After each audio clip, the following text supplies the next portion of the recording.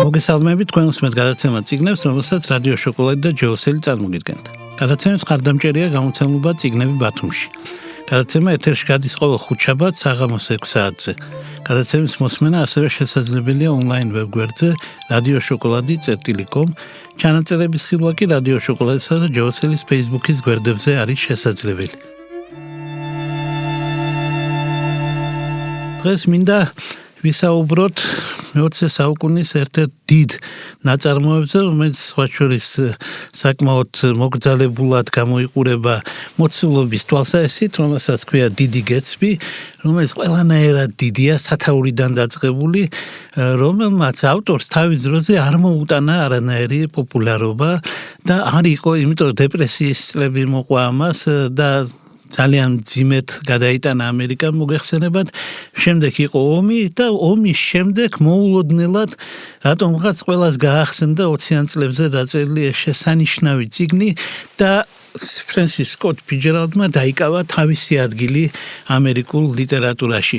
სხვა შორის მინდა ჩვენს ქართველ მკითხველებს შევახსენოთ, რომ ჩვენ ფიჯერალდს ძირითადად ვიცნობდით სხვა მწერლის შემოქმედებიდან, იგულისხმება ჰემინგუეი და მისი ჩანაწერები, რომელშიც პირდაპირ პერსონაჟად ყავს გამოყვანილი ფრენსის სკოტ ფიჯერალდი და იქ ძალიან სერიოზული მამაკაცური საუბარი არის ტუალეტში, ვის რამ ხელა აქვს და როგორ აქვს და რა თქმა უნდა ჰემინგუეიმ მისცა შეფასება და თავისი მოსაზრება გამოთქვა და ესა ის პერიოდი, როდესაც ჩვენ გგონია რომ ჰემინგუეიზე დიდი მწერალი და ადამიანი დედამიწის ზურგზე არ არსებობს და მე ხდებოდა, იმიტომ ეს იყო პირველი უცხოელი მწერალი, რომელიც ჩვენთან ასე თქვა, რომელმაც შემოაღწია და მართლა შესანიშნავი მწერალი, ახლა რა ჰემინგუეიზე საყვედური როგორ უნდა ვთქვათ, მაგრამ ფიჯერალდი რაღაცნაირად ისე გამოჩნდა ამ მის ნაწარმოებებში, დაახლოებით ისე ალბათ როგორც ამერიკა უყურებდა.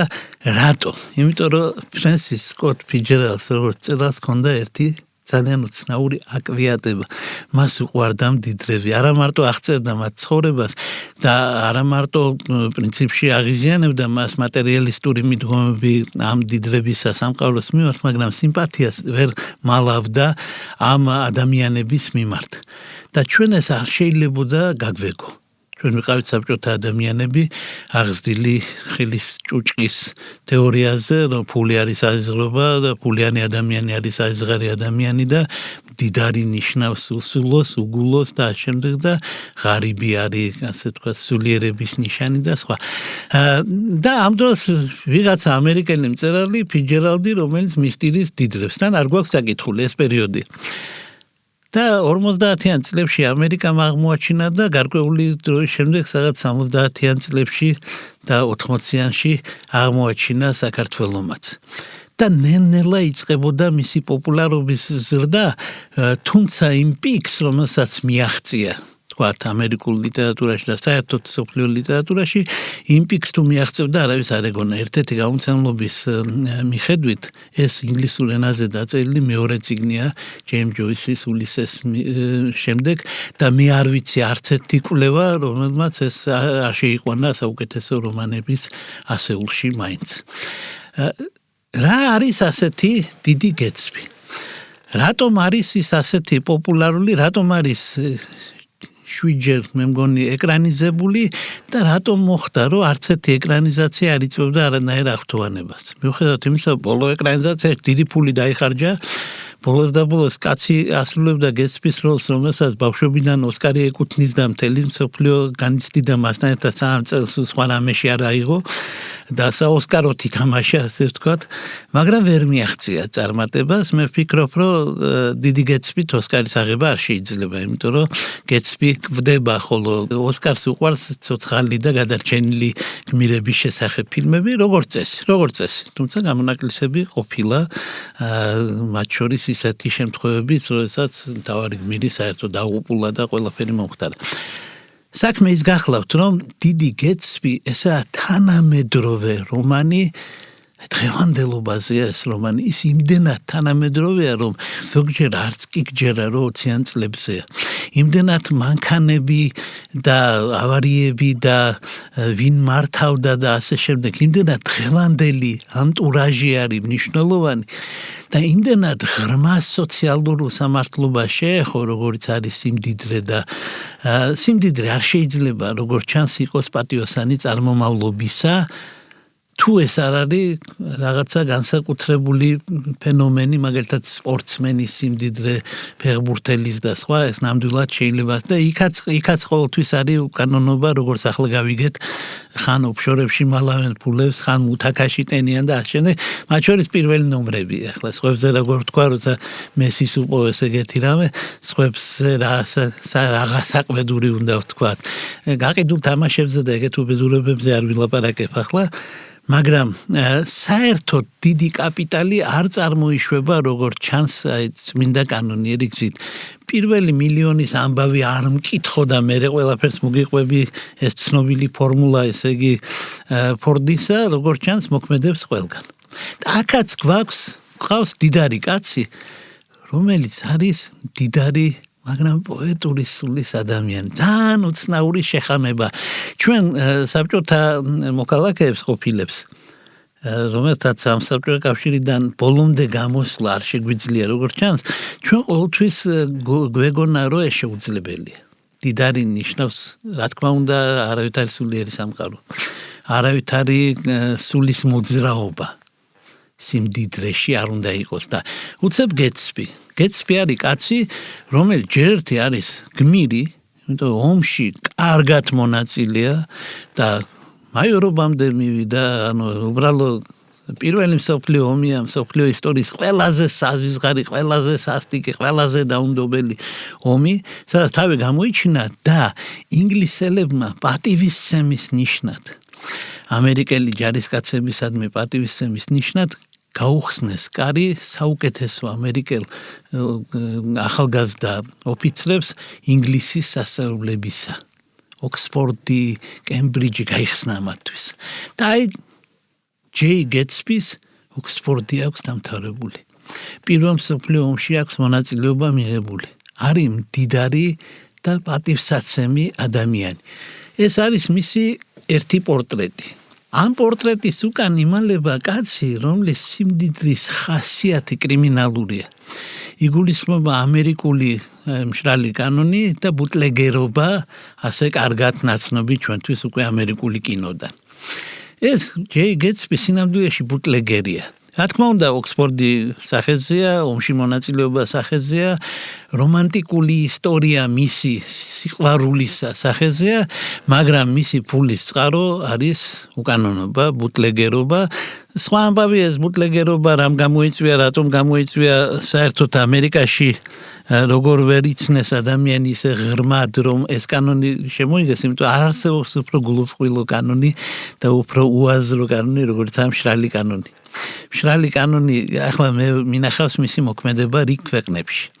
მაგალითად, შვეციაში როგორ მოქმედებს, ფინეთში და ნორვეგიაში, ჩემი თვალით რაც მაქვს ნანახი იმას გიყვებით, ბუნებრივია მოქმედებს ეს კანონი იმ თვალსაზრისით, რომ თუ გინდა იყიდო მაღალი ალკოჰოლის შემცველობის რაღაცა, უნდა წახვიდეს სპეცმაღაზიაში. ანუ უბრალო მაღაზიაში ვერ იყიდი. იმ ამბავში რომ შეგეზარება და რა თქმა უნდა ეზარებათ, რა თქმა უნდა. თუ გინდა იყიდო ლუდი, აი რაღაც პროცენტამდე, 2.2%-მდე მაღაზიაში არის, მაგრამ თუ 3.5-3.5%, რასაც ჩვენ მიჩვეული ვართ, აი ლაგერებს და პილზნერებს, ის უკვე უნდა წაიხვიდე იყიდო სპეციალურ მაღაზიაში. ეს სპეციალური მაღაზია იხურება და იხსნება სპეციალურ დროებში და მოკლედ საშინელება, ცხოვრება არ არის. მე სულ მახსოვს რუსეთიდან რო ჩამოდიოდნენ ტურისტები, რუსთაველზე ქონდა ღვინის მაღაზია, რომელიც ღია იყო და აბსოლუტურად პატიოსნად იყიდებოდა ყველაფერი. და ისინი თვალებს არ უჯერებდნენ, რომ მაღაზია შუა ქალაქში და იყიდება რაც გინდა და რიგი არ არის და არავინ არავის არ კლავს და რაღაცა და ეს მიდიოდა როგორც ლეგენდა. მე ციხეში რო შევედი, იქ დამხვდა ლეგენდა, რომ თბილისში ერთი სახლია დიდი და გამოჩენილი. ახლაც რო ჩაული რუსთაველზე იმ ადგილს, სადაც ღვინის მაღაზია იყო, სულ მახსენდება ჩემი რუსი თანაპატიმრების ტკივილი თბილისს რო ახსენებდი, ყველას ეტირებოდა, იმიტომ რომ იქ მაღაზია იყო, სადაც ყველაფერი იყიდებოდა. ბუტლეგერები, ნამდვილი დამნაშავეები თითქოს არც არიან. დამნაშავეები ისინი არიან, ვინც ადამიანებს დალევა აუგზალა. ყოველ შემთხვევაში ვის ამ ფორმით. ვისაც ეგონა რომ ადამიანს მართლა აუგზალა რაღაცას და რა თქმა უნდა როგორც კი აიგზალა სმა იმ წუთას ატყდა, მაგრამ რა ატყდა. არასოდეს ამერიკას იმდენი არ დაულევია, როგორც სტატისტიკა ამბობს, როგორც მშრალი კანონის მოქმედების დროს.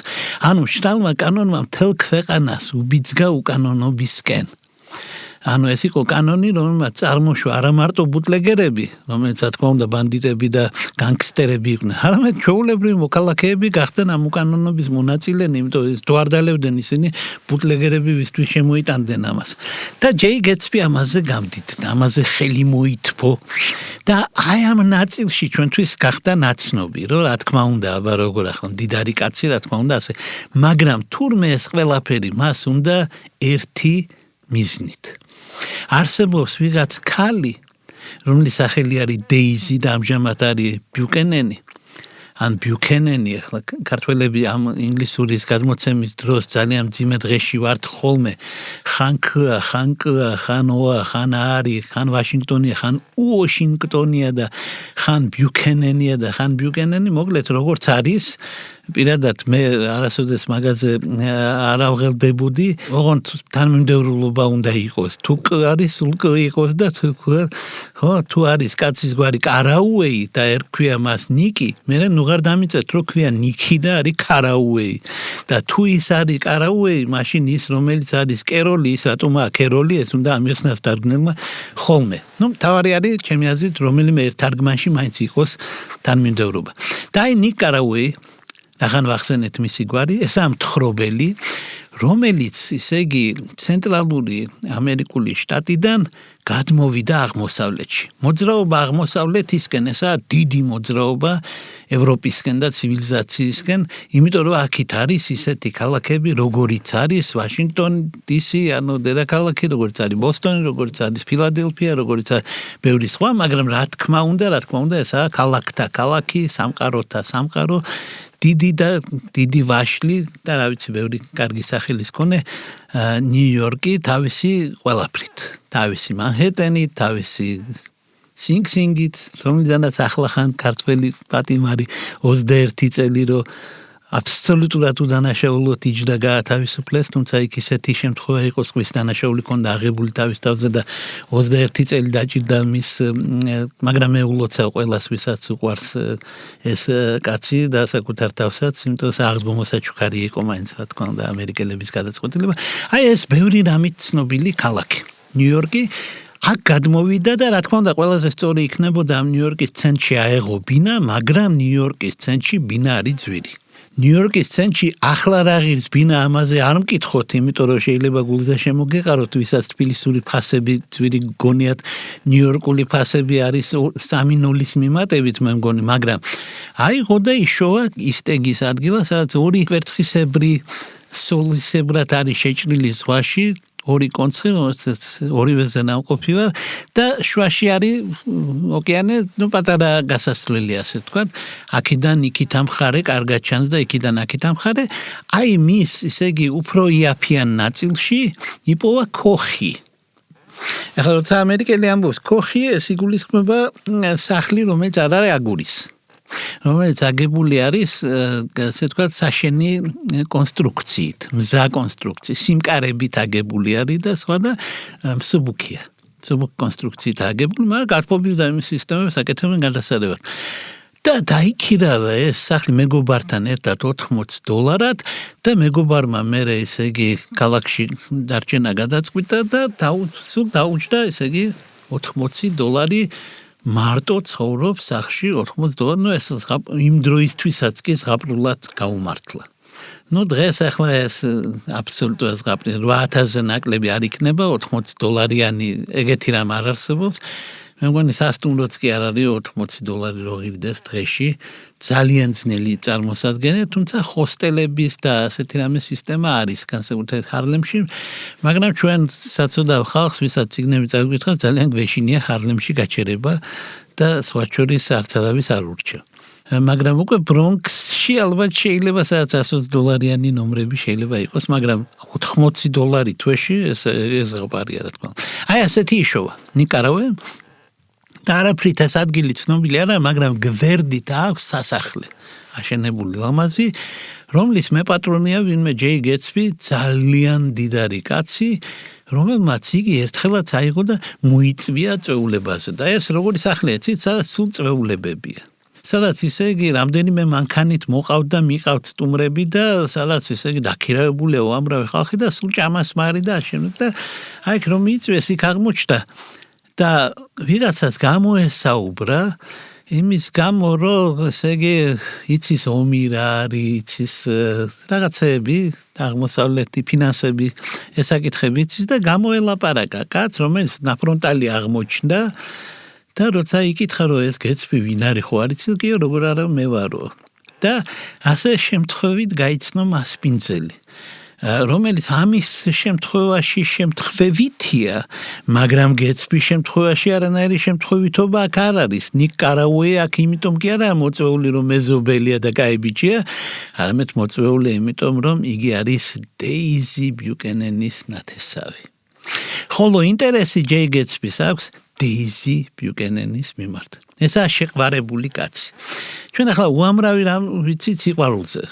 ბოლოს და ბოლოს ჩვენ ნანახი გვაქვს ფილმი შეყვარებული შექსპირი. თავისთავად იწვევს ახტოვანებას, რომ ვიღაცა არის შეყვარებული და ამის გამო რაღაცებს აკეთებს.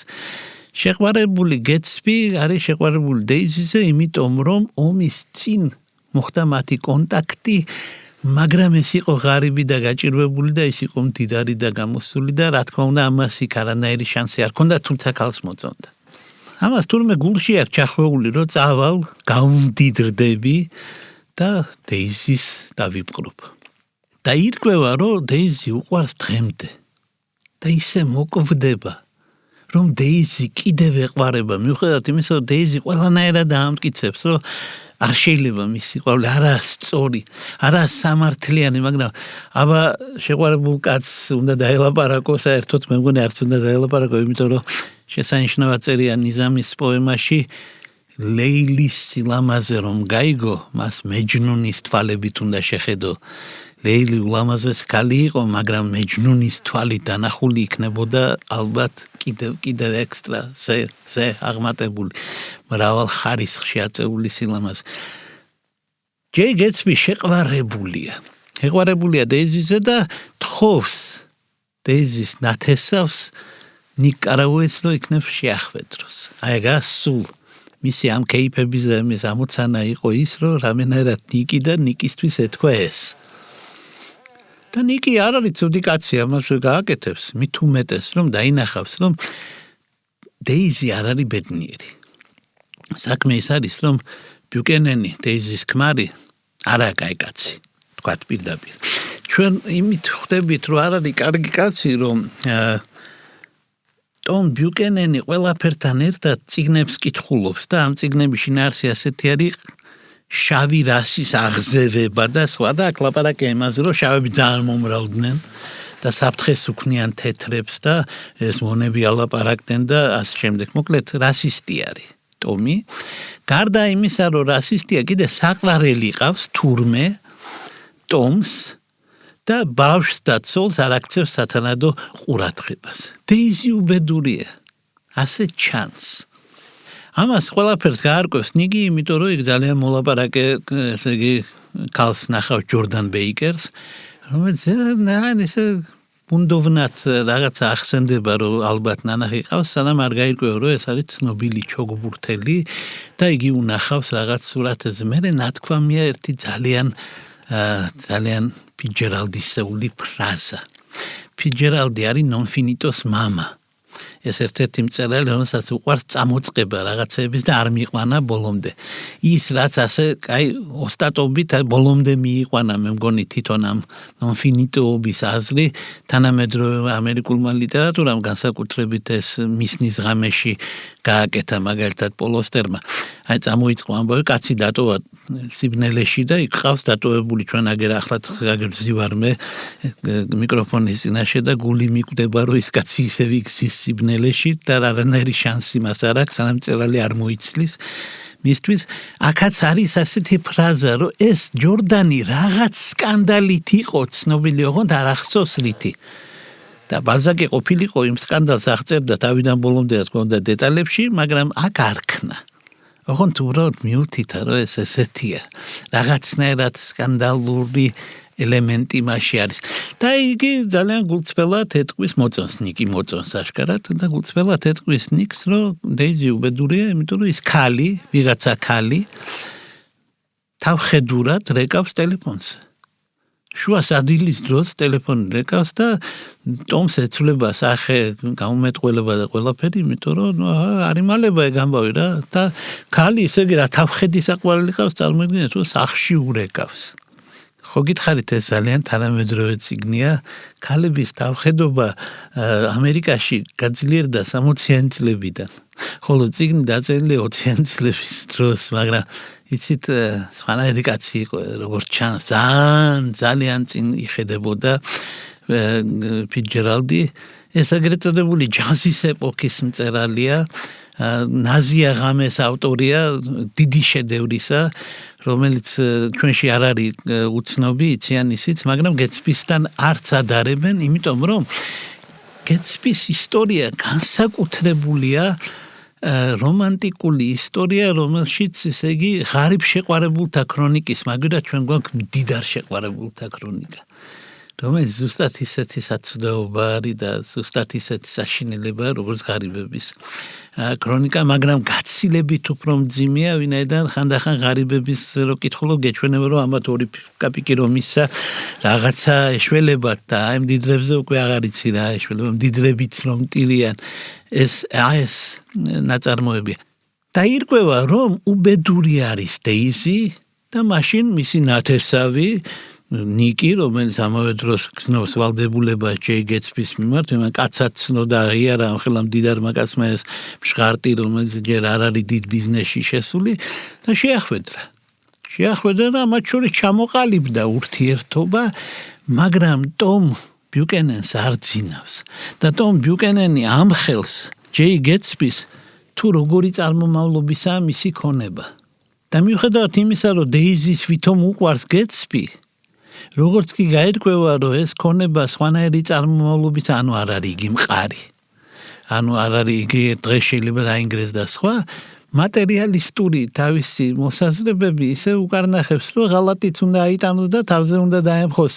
სამყარო და ყველაფერი უნდა აიტანოს იმიტომ რომ ჯობია ქმარი რომელსაც არ უყვარს რომელიც პატივს არცევს და სხვა მაგრამ რომელსაც კანონიერი საგვარეულო შემოსავალი აქვს და სახელი და დიდება ჯობია იმ კაცს რომელსაც თავის სახელი და გვარი მოიფიქრა თავისი ბიოგრაფია მოიფიქრა თავისი სიმდიდრე მოიფიქრა სიმდიდრე მოიფიქრა და შექმნა კიდევაც სახელის მოიფიქრა და შექმნა კიდევაც მაგრამ სინამდვილეში გეტსი არის გვარად ეხლა სულ სხვა არის გეტსბი როცა ხარ და სულ სხვა როცა ხარ გეტსი ეს სუბეთნოსის გარდა და რაღაცა გარკვეული ასე თქვათ აღმოსავლური ფესვების გარდა კიდევ არის აქ ერთი რამ გეტსბი თან დიდი გეტსბი ეს არის წარმატებული ადამიანის ნიშანი ხოლო გეტსი ეს არის მაძიებლის ნიშანი რომელსაც არასდროს არაფერი და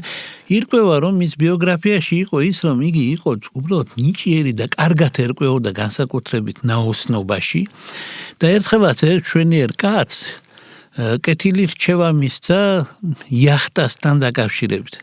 რის გამოც იმან გემზე აიყვანა და მოატარა მთელი მსოფლიო. მე რაღაც ფული დაუტოვა, მაგრამ ისეთი ქალი ყავდა, რომ იმ ფულიდან კაპიკი არ ერგო გეცპის, მაგრამ ის უკვე გეცი ვეღარ იქნებოდა. ანუ ის შეიცვალა. მან ნახა მსოფლიო, მან ნახა სამყარო, ის გახდა გეცპი და წავიდა ომში. შეუყვარდა დეიზი, წავიდა ომში, დაბრუნდა ომიდან, გახდა ბუტლეგერი, იშოვა დიდი ფული და უნდა დეიზი და ყავს ეს დეიზი, ისე როგორც დეიზის ქმარს ტომს ყავს საყვარელი ქალბატონი მირტლი უილსონი, რომელიც არის მანქანის ოსტატის, მანქანის გასამართის სადგურის და იქვე ესე იგი მანქანების რემონტის ოსტატის ვინმე უილსონის მეუღლე, მირტლი, რა თქმა უნდა დეიზის დონე არ არის, ანუ არ არის არისტოკრატი და სხვა, მაგრამ ეთყობა კაი ქალია. ქმარი მასზე მუდმივად ეჭვიანობს, მაგრამ მირტლი და მირტლის და ცნობილი მონაწილეები არიან ნიუ-იორკში გამართული წვეულებებისა. ესენი ცხოვრობენ განაპირას, იმისთვის რომ ნიუ-იორკში აღმოჩნდნენ, უნდა წავიდნენ მანქანებით, ან მატარებლით, ძირითადად მოგზაურობენ მანქანებით და ერთშვენიერ დღეს სულ გეცპის მონაწილეობით ორი მანქანით წავლენ, ასე თქვათ, ნიუ-იორკში. სადაც მოხდება ძირითადი სცენა და გაირკვევა ყველაფერი, ვინ არის და სხვა და გეცპის უტყვის უარს დეიზის სიყვარულზე და გულს მოუკლავს და მისი ქმარი ტომი იმდენად დარწმუნებულია უკვე ამათში, რომ აიღებს და მანქანაში ჩასვამს ორივეს და ერთად დააბრუნებს. უკვე აღარ ეშინია რომ მანქანაში ჩაუჯდეს მისი ცოლი ვიღაცა გეცპის, იმიტომ რომ უკვე მოუგო. და ეს მანქანა დაეჯახება მირტლს, რომელიც გამოირბენ სახლიდან, იმიტომ რომ მოეჩვენება რომ იმ მანქანაში, რომელიც ტომისა ქალისის და როგორ ტომმა უღალატა და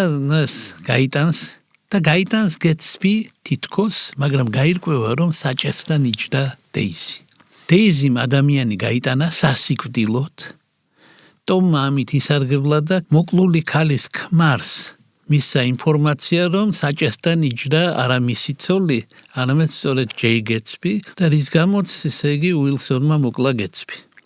და ესენი გაქრნენ ცოლ-ქმარი, ტომი და დეიზი და ავტორი გვეუბნება რომ ეგეთი ადამიანები არიან, აფუჭებენ ცხოვრებას, ტეხენ ადამიანებს, როგორც სათამაშოებს ისე ექცევიან და თვითონ ქრებიან, იმიტომ მათ ასეთი წესე.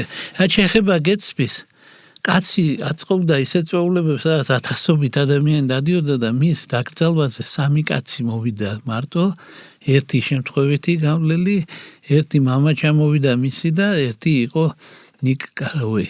რა ფილოსოფიური შედეგები აქვს ამ ნაწარმოებს? რას გვასწავლის ბოლოს დიდი გეცპი? ალბათ იმას არა, რომ ბევრი ფული უნდა იშოვა, იმიტომ რომ რაღაც აქედან ეს ბედნიერება არ გაუნდინარეობს. იცით, ერთხელ მე ჩემს სტუდენტებს თხოვე, რომ დაედგათ ეს ნაწარმოები. ამავე დროს ამ სტუდენტების ნაწილს ძალიან უნდოდათ, რომ დაედგათ ოსტატი და მარგარიტა. და მათ ჩემდა დაუკითხავად მოამზადეს სიურპრიზი. გააერთიანეს ეს ორი ნაწარმოები. ეს სრულიად წარმოუდგენელი რამ არის, რა თქმა უნდა, არაფერი არ აქვს საერთო, სანამ მე არ დავინახე ეს კადრი, რომელიც მათ დამიდგეს. და მე ვფიქრობ, რომ იმათთვის, ვისაც აინტერესებს რა როგორ ხდება, ეს მნიშვნელოვანი მომენტი არის. მათ აჩვენეს ჩემმა სტუდენტებმა, რომ გეცპის მანქანა, რომელიც სინამდვილეში არის ტომ ბიუკენენის მანქანა, მაგრამ საჭესთან ზის ყველას გონია გეცპი და სინამდვილეში საჭესთან ზის დეიზი ბიუკენენი და ქალბატონი მირტლი აცდებიან ერთმანეთს. ასე დამიდგეს სპექტაკლი. ხოლო ვოლანდი სხვა ნაწარმოებიდან ჩაერია მოკიდა მანქანას ხელი და დააჯახა თავისი საკუთარი ხელით სატანამ ეს საქმე ჩაიდინა. ეს ძალიან მაგონებდა, იმ წელს მომაგონა მე, ის არის რომ ესროლა პარისმა აქილევს და ვერ არტყამდა შიკოჩში, ახლა ძნელი იყო აქილევსის ქუსლში მორტყმა და ცოტა ხელი წაახბარა აპოლონმა და სიზუსტე მიანიჭა და მოკლა ამ ხელა გმირი. ზუსტად ასე აქაც ბედისწერა ჩაერია. მე ვფიქრობ, რომ მანქანა და დაჯახება რო არ ყოფილიყო, ეს არ იქნებოდა თანამედროვე ნაწარმოები. რამე სხვა ხერხით რომ მოეკლა რაღაცა შემოკვდომოდა სხვა, აქ არის სწორედ ეგ მანქანა, უსულობა, მანქანურობა, თავარი ამბავი, დეიზი თვითონ იყო მანქანა. დეიზი და მისი ქმარი არიან რობოტები, არიან მანქანები, მათ არა აქვს სული. საცოდავი ჯეი გეტსბი არის შეყვარებული ქალზე, რომელიც ადამიანიც კი არ არის, ქალი კი არა. არა, არ იმსახურებს ამ ხელა სიყვარულს. ჯეი გეტსბი ეს არის დიდი ფიგურა. ჯეი გეტსბი არის ფიგურა, რომელსაც ნებისყოფა, ვაჟკაცობა, გმირობა, ყველაფერი სახეზეა. ბუტლეგერია, რა თქმა უნდა, მესმის, მაგრამ ბუტლეგერობაში წარმატება ძალიან სერიოზული ნაწილია, იმიტომ რომ ეს საქმე ძალიან კონკურენტული იყო და ძალიან სერიოზულად გულისხმობდა ბევრ რამეს. ბუტლეგერობამ იგი არ გააფუჭა. ფულს ჯიბეში კი არ იბღუჯავდა, ამდენ ხალხს აჭმევდა და ასმევდა, იმიტომ რომ კეთილი, ხელგაშლილი კაცი იყო. და მისი სიყვარული იყო ამაო. ტრაგიკული იყო სიყვარული, იმიტომ რომ არ შეიძლება გიყვარდეს მანქანა. არ შეიძლება გიყვარდეს ქალი, რომელსაც არ აქვს გული. ძალიან კარგად მახსოვს ლიტერატურაში პირველად როდის დაიბადა ასეთი მომენტი და პირდაპირ მთელ თავს ქვია შესანიშნავი სათაური გულქვა ქალი, ან უგულო ქალი. ეს ბალზაკის შესანიშნავი რომანია, მისი ყველაზე გამორჩეული რომანი, რომელიც სხვებს სრულიად არ გავს. დანარჩენები მეტნაკლებად ერთმანეთს გავს და ერთი გამორჩეულია შაგრენის ტყავი, იმიტომ რომ ერთადერთია, რომელიც ფანტასტიკურ ელემენტს შეიცავს, დანარჩენებში ეს ასე არა, ღრმად რეალისტი მწერალია. აი როგორც იქ დაიბადა რუსული წარმოშობის საშინელი ქალი, ისე აქაც დაიბადა, არ ვიცი რა წარმოშობის, მაგრამ ისევე საშინელი ქალი, რომელსაც გული არ აქვს. რომელმაც შეიწირა, როგორც აი ამბობენ, რომ ეს რო არის ხოლმე რა, დიდი ხვრელები რა, შავი ხვრელები სამყაროში რო არის და მატერიას რო იზიდავს და შეისრულა, ზუსტად ასე დეიზიმ და მისმა ქმარმა, ამ დიდმა შავმა ხვრელმა, ამ ამერიკულმი ოცნების ანტიოცნებამ, ანუ სიმდიდრის უგულობამ და ამ დიდარი ადამიანების უსულობამ შეიწირეს ნუვორიში ახალმდიდარი კეთილი ადამიანი ჯეი გეტსბი. რა თქმა უნდა, ეს დიდი ტრაგედია. როდესაც მე გავიგე, რომ დიკაპრიო ასრულებდა გეტსბის როლს, მე ვთქვი, რომ ეს ფილმი არ შეიძლება იყოს წარმატებული. რეალურად მას არაფერი არ მოყვება. რატომ? იმიტომ რომ დიკაპრიო წინასწარ ცნობილი კაცია. იმიტომ სახეზე აწერია სიკვდილის ნიშანი. პერსონაჟი. მისი პერსონაჟი თუ არ მოკვდა, თუ არ მოკვდა მიცემენ ოსკარს. მეტი არაფერი, ოღონდ მისი პერსონაჟები ყველაზე კარგი ვინც ითამაშა, ხო, ყველა მოკვდა. არ შეიძლება ასეთმა კაცო უნდა ყოფილიყო ისეთი, რომლის სიკვდილს ჩვენ ვერ ვიჯერებთ. ჯეი გეტსბი სასიკვდილოდ არ ყოფილა დაბადებული. ჯეი გეტსბი არის კიდევაც ამერიკა, რომელიც უნდა გადარჩეს. მსოფლიოს ყველაზე დიდი ქვეყანა, ყველაზე დემოკრატიული ქვეყანა, ყველაზე მდიდარი ქვეყანა, ყველაზე პასუხისმგებლიანი ქვეყანა. ამის სიმბოლოა და შეეწირა არასერიოზულ, თუმცა ძალიან ღრმა გრძნობას. ჯეი გეტსბი თვითონ ეს პიროვნება ტოვებს ძალიან ძიმე და ღრმა შთაბეჭდილებას კითხვებზე. ეს რომანტიკული ისტორია, ეს შექსპირია დღევანდელობის და ამიტომ სულ არ მიკვირს, რომ გვერდით დაუდგა ისეთ ნაწარმოებებს, როგორც თქვა ანა კარინინა და სხვა. არ მიკვირს, რომ ეს ასეთი პოპულარული გახდა და არ მიკვირს, რომ ფიცჯერალდი პატარა მწერლიდან ვიღაცების თვალში ნელ-ნელა იზრდებოდა და იმხელა გახდა, რომ ძალიან დიდი მწერალიც გახდა. რა თქმა უნდა, ეს ის შემთხვევა არის, როცა შეგვიძლია ორი სიტყვა ვთქვათ ერთ-ერთ კომიტეტს, რომელიც ვერასდროს ვერ ხედავდა, მაგრამ ფიცჯერალდის შემთხვევაში მე მგონი ძალიან მოულოდნელი იქნებოდა, რომ ვინმეს დაენახა. იგი ძალიან ადრე წერდა იმას, რომელიც პოპულარული გახდა ძალიან გვიან. და მე ვფიქრობ, რომ ამერიკული კინოინდუსტრიაც კი ჯერ არ არის მზად დიდი გეტსბის გადასაღებად, იმიტომ რომ სრულიად ნათელია იმის შემდეგ, რაც ჩავარდა ყველა წინა ეკრანიზაცია ახალი იქნება.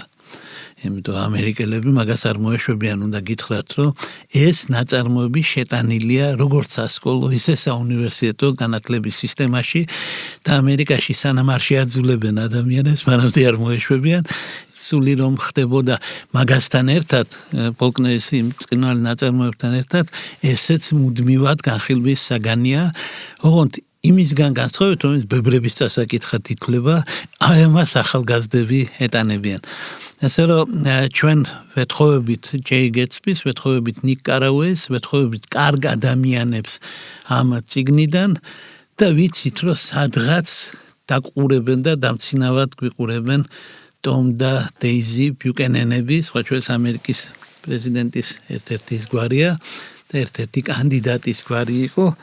არც პრეზიდენტი გამოირჩეოდა მაინდა-მაინც და არც კანდიდატი. ამ წიგნმა ეს გვარი ძალიან საეჭვო გვარად აქცია, რაც მართალი ვიცი, რომ ხლად ბედნიერები არ არიან ბიუკენენები ამ წიგნის გამო.